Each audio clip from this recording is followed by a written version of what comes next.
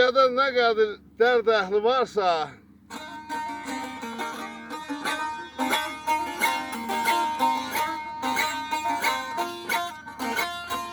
vallah məndən artıq ürəyində yarası yoxdur.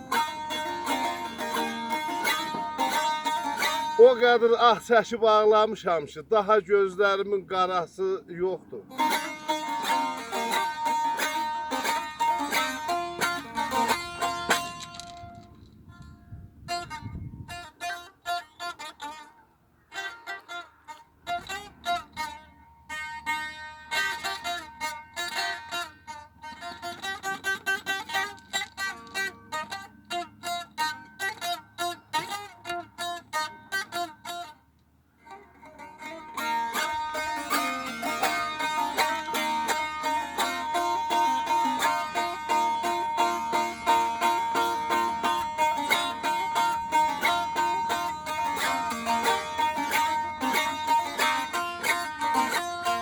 Təkəri göylərə qalxar namərdin, müşküldədir hər zaman işi mərdin.